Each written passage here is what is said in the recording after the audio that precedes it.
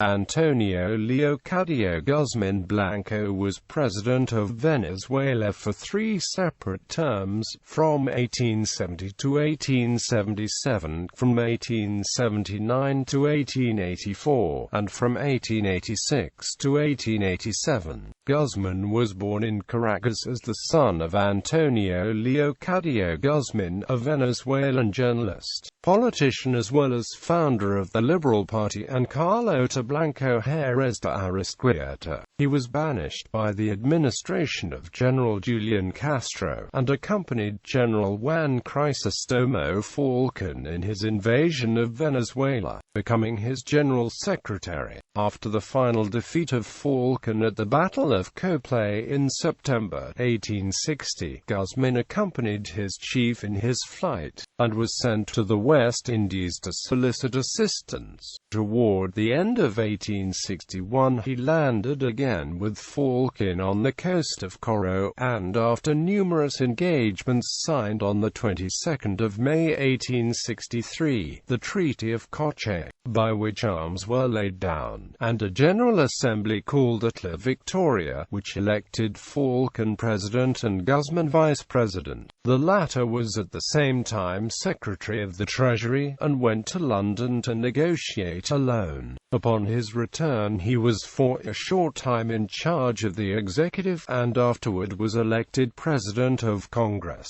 After the overthrow of Falcón in 1868, Guzmán left the country, but headed a revolution in 1869, and in 1870 became provisional president with extraordinary powers, ruling the country for 7 years as a dictator. His successor, General Francisco Linares Alcantara, died in office in December 1878, and there were several revolutionary uprisings, till Guzmán assumed the government again. In the elections of 1883, General Joaquín Crespo, one of his friends, was declared president, and Guzmán became ambassador to France, living with great ostentation in Paris. In 1886 he again assumed the presidency. His successor, the undistinguished Hermogenes López, was also understood to be under his influence. The autocratic nature of Guzmán's regimes was in sharp contradiction with the economic and legal reforms as well as with the achievements brought about. His government was responsible for the creation of the modern currency, the restoration of the national anthem, the second national census, the railroad between Caracas and La Guaira, the foundation of the Venezuelan Academy of the Language, the telephone service between Caracas and La Guaira, promotion of agriculture and education, stimulus to commerce, and important public works.